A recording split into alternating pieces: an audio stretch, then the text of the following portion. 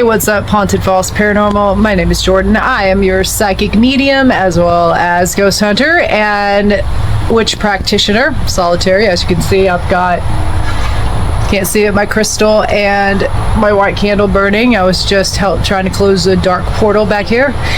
The reason for this video is I actually used to live in a haunted house.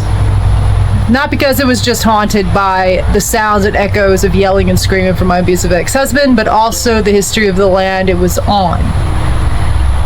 And I had always seen stuff in the house, but it wasn't until after Hurricane Harvey and the construction that the spirits become more visible. Don't forget to like and subscribe on Haunted Falls Paranormal. Oh God, I'm racking my brain on all these stories because I have so many to tell you. But after Harvey and before the house was completely remodeled, I was living upstairs in the game room for a long time, for a year. And my husband at the time, now ex, did not come back for a year, which I, at the time, didn't think was unusual, but according to, I was so late to the game on abuse, y'all, I really was. But hey, I was. Apparently the spirits of the house weren't either, and neither was everyone else around me.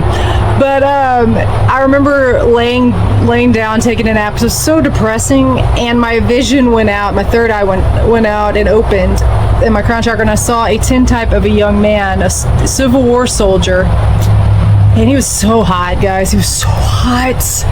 So hot. Oh my God. And I don't know his name. I did not pick up his name. This before I even knew what psychic abilities were and clairvoyance. I didn't know what the heck I was seeing at the time. And as soon as I saw him, he went out of my vision and I sat up.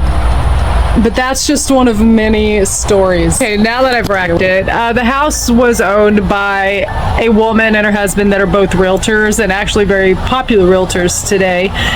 When my husband at the time, and I first bought it, it had like green walls painted. It was like, they said it was like a Nutri-Green, but to me it was like puke green. When my husband, at the time, first owned it for the past, we owned it for about 3-4 years. You know, he worked at Hertz in Texas City. I worked at Palo Royal off in Seabrook, off of, I think, I can't remember the, 146. It's not there anymore because they stretched out the highway, but, there wasn't really much going on in that house at the time. I had a miscarriage, got Luna, my cat I have now, Cosmo, and I really didn't pay attention much. Everything kind of seemed normal at the time, but once I started the ghost tours and my ex got the job that he was going away for months at a time, I started noticing weird stuff, and we had a big ass master bedroom. It was the third bedroom wall was knocked out, so they kind of just added on to the master bedroom, which made it a lot bigger. And you know, just because I was alone at night, I would look around and I would see shadow figures moving across and looking out the window. And I thought at the time, I'm probably just seeing things. You know, I kind of gaslighted myself, basically. Even though I've always believed in the paranormal and always loved it, at the time, I thought I was gaslighting myself, like, you know, this is just figment of my imagination. You know, I thought that at the time.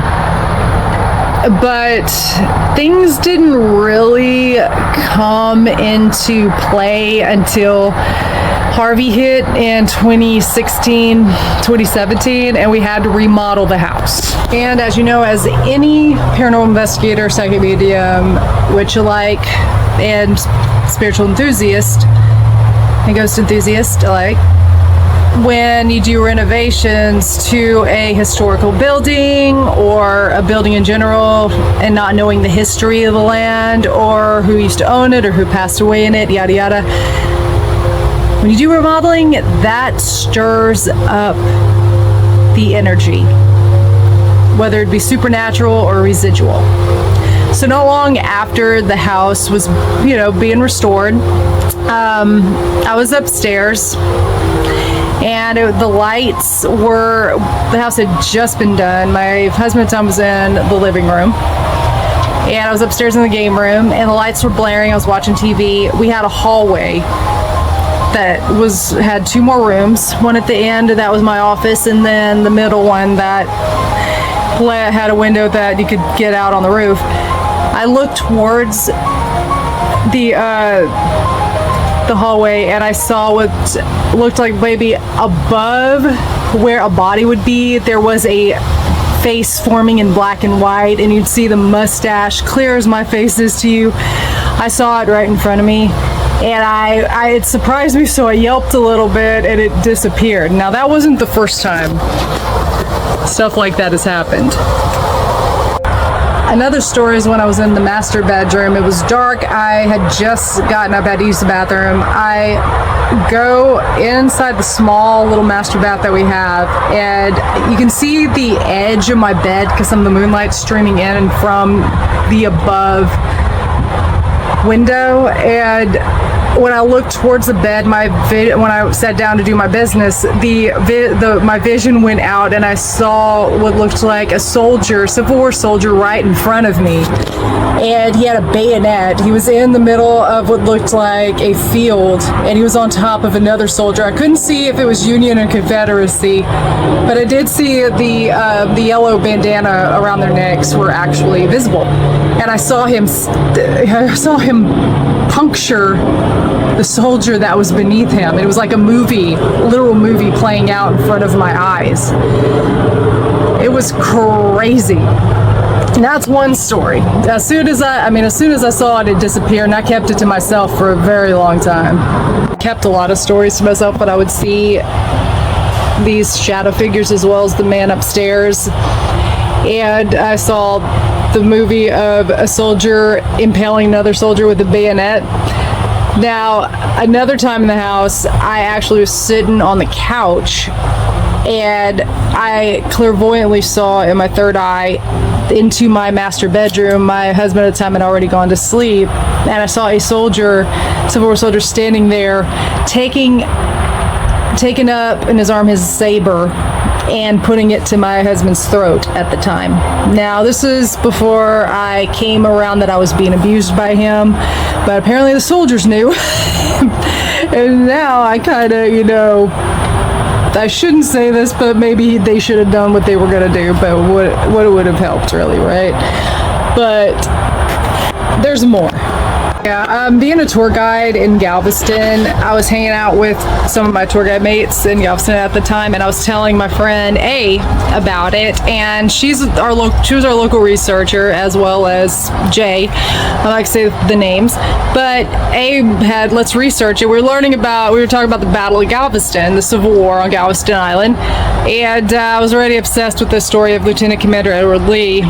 He was a Union soldier that got shot. He was second commander of the Harriet Lane that came from New Orleans. It was originally under Admiral Farragut and Benjamin Butler, and then it went under the command, along with 8 ships altogether, 7 more ships, Union ships, under William B. Renshaw, who was the head of the Westfield.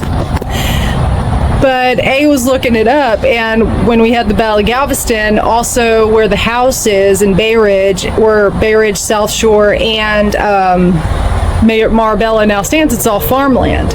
And that's where the Confederacy and the Union cavalry were, and that is where a lot of their skirmishes were. So it made perfect sense why I was seeing them in the house, because the construction of the house, when the house was being redone, awoke more of their spirits, and that's when they became rampant. And there was some other things that have happened after that, after seeing all of them. I was sleeping one night and I heard a creepy voice say they were under my bed. A friend of mine was over. I was in the bathroom. They were watching television on the couch, and I looked. The door was open to the guest bathroom, and I saw feet, just feet, physical feet, like mine. Yeah, but it wasn't soldier shoes. It was actual shoes, like high top Reebok from the 80s, like walking, and I kid you not, walking down the hallway. And I thought it was my friend.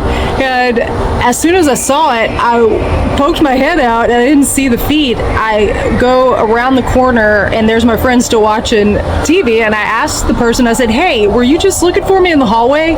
It was a he looked at me, he was like, no. He's like, Jordan, I've been here the whole time. And that was another freaky one. That the voice was creepy. I had voices in my ear like clear as day telling me to divorce my ex-husband. They said my ex-husband's names twice. So oh my god, it was a lot. There was a lot going on. But there was also an unalivement 2 streets over. There was a SWAT team that was going around the neighborhood one morning, and my neighbor told me that a guy had locked himself in the house. The wife and new baby got out, but they sent a android into the house, and the guy, it was a murder-suicide type thing. So I don't know if that was him. I can't guarantee you that was him. That happened just a few months earlier when I saw the feet, so I really don't know. I went through a lot in that house, and I'm glad I'm telling you guys the stories now, but it was very hard to go back there, so I hope you liked the stories. So yeah, League City is definitely haunted, for sure, just like Galveston, and there are some actual haunted places in League City, Texas. Hope you all enjoyed this. Love you guys, and happy haunting! Party people, in conclusion, the house on Mariner Drive in League City, Texas, it is a private residence, so I wouldn't suggest going over there. If you do, drive by it, but don't go in it or knock on the door. I didn't meet the people that bought it, but I think my old neighbors are still there. But yeah, just wanted to let y'all know that. If I owned it, trust me, the divorce would have gone different. I would have got to keep it and get him to pay for it. I would have rented that. If I would have thought about it now, years later, after the healing, I would have rented that house out for ghost hunts to pay for the mortgage. Darn. But anyway, happy hauntings. Till the next video.